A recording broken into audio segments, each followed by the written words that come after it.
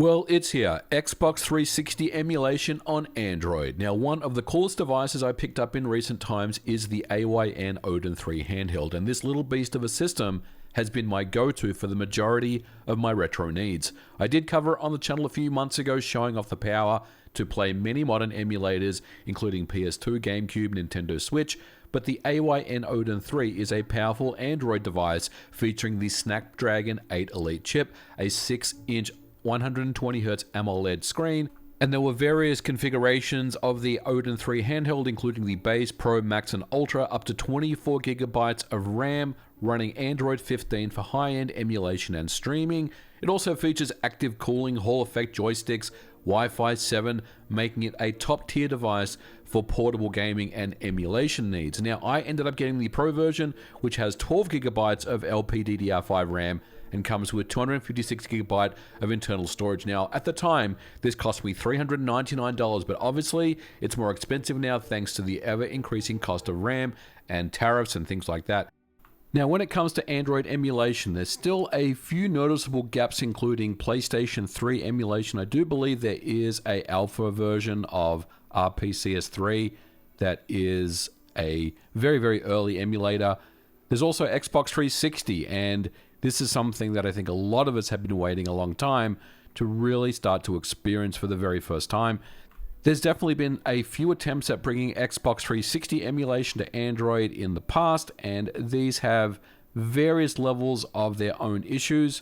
But finally, we have something that I think a lot of people are going to get excited about. Thanks to XenDroid, a free open source Android Xbox 360 emulator. And while the emulator has not been out for a very long time, it's showing signs of being a very impressive Xbox 360 emulation solution for Android. And once again, you can see here on my Ayn Odin 3 with the 12GB RAM configuration, many games run extremely well. So what exactly is XenDroid and where did it come from? Well, XenDroid began as an experimental fork of AX360E, which is another attempt to bring the very popular Xenia emulator to Android. And the project itself was subsequently rebased into what is known as Xenia Edge, and with an entirely new front end developed for Android. Now, the developers intended to keep the Android port aligned with activities from the Xenia Edge fork. And XenDroid is also completely open source. Now, this is interesting because over the years there's been several attempts at bringing Xbox 360 emulators to Android. Some of them were simple without any user interfaces, some of them didn't have any real emulation code behind them, and others used code from existing projects without documenting where it came from. Now, with XenDroid, the native emulator core, Android front end, and build instructions are all open source and publicly available.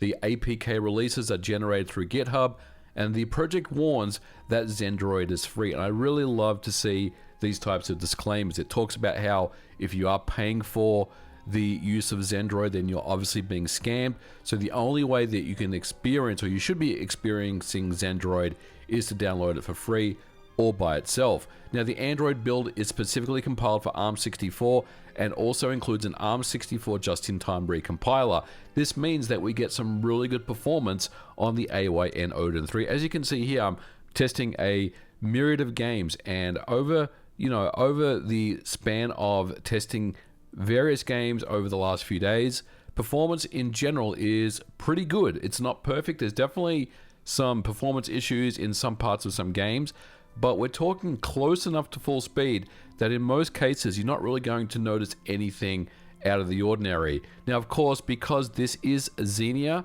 and this is a fork of Xenia on top of that and an Android version, there's going to be incompatibilities. And of course, there's going to be incompatibilities with some very big games that a lot of people that do run Xenia are very familiar with. Now, setting up XenDroid is very straightforward. Of course, you can just download the APK from the official XenDroid GitHub release page. Of course, do not pay for XenDroid and avoid any APK files hosted on any unofficial download sites. This project is free and provides signed, immutable GitHub releases alongside its source code. And from my experience, there's releases almost every single day. Since making of this video, there's been 2 additional releases that have since come out with some minor updates, so you can expect pretty much a daily cadence of new releases with some small bug fixes, and there's a lot of iteration when it comes to this emulator. But once you install the APK, XenDroid can simply be pointed to a folder containing your legally dumped Xbox 360 games. The developer states that ISO files are supported along with Xenia compatible installed content. Now, I haven't installed ISO images, but I have got here, as you can see on my menu list here, all these games are simply just Xenia compatible installable content, and that's it. I mean, there's nothing else you need to do. There is no BIOS file that needs to be done. I would suggest, however, that you do install the appropriate turnip driver if you do have an Ayn Odin 3.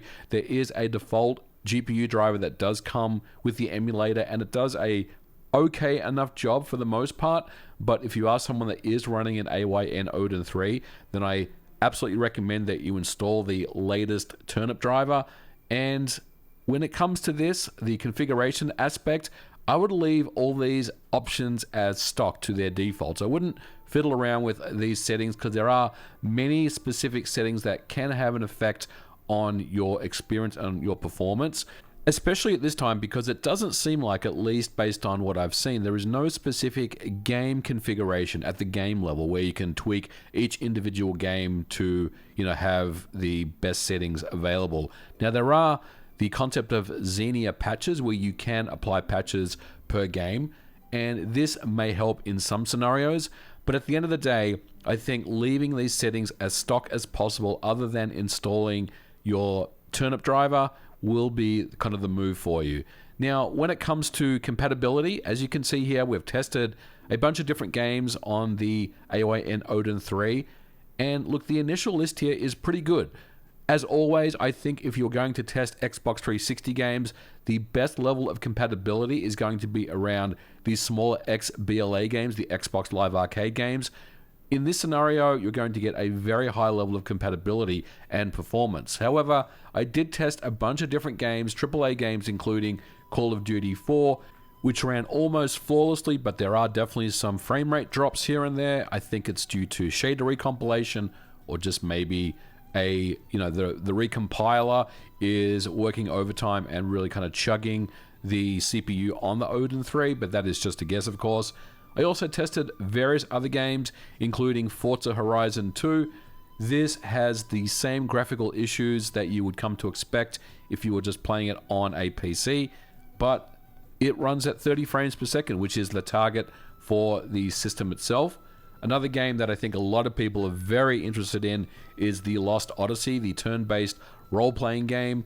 And this is a 4-disc monster of a game that was exclusive to the Xbox 360, and one that is pretty much tied to the Xbox 360 ecosystem.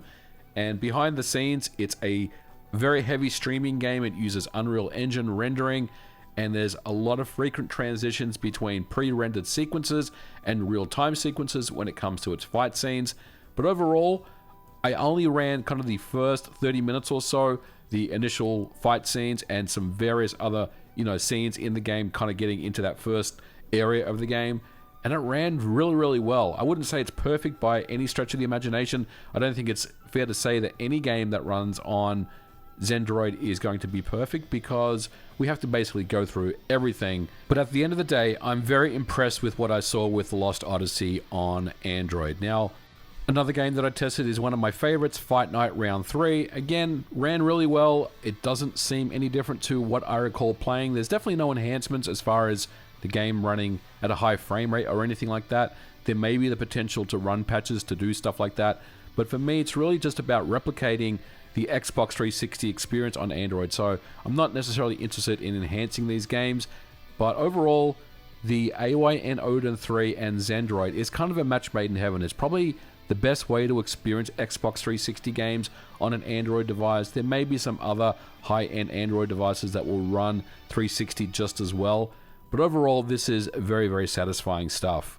Now, I think one of the best reasons for running Xbox 360 emulation is to get a pick of the exclusive only 360 games that never made it to the back compat program on Xbox Series, or are just kind of tied or locked to the Xbox 360 ecosystem. Fable 2 is one of those games that really kind of just has been tied to the Xbox 360. Even though it can run via back compat, there are no enhancements. Now the great news is that the XenDroid emulator will run Fable 2, but as you can see here, it does have significant graphical issues. But on top of that, there's also some crashes that happen at random. So I do suggest if you are wanting to play Fable 2 via XenDroid, you can play it and it does work. I've been kind of playing through the game, but I would suggest that you save the game regularly, because there are situations where the game will just crash without any reason or any rhyme or reason whatsoever. So yeah, very much early days on XenDroid, but the promise of a really modern and mature Xbox 360 emulation solution for Android is finally here, and that is very, very exciting. A lot of people in the emulation community are very excited to see this, and I personally am as well. I love seeing more emulators crop up on my Ayn Odin 3, and having Xbox 360 games at the palm of my hand is very much welcome. We're going to keep you updated on all things emulation here on the channel, of course, but we'll continue to keep you updated on XenDroid as well when there are meaningful updates to the emulator. But for now, we are going to leave it here for today's episode. Thank you so much for watching. If you'd like to, please don't forget to leave me a thumbs up, and we will catch you in the next episode. Bye for now.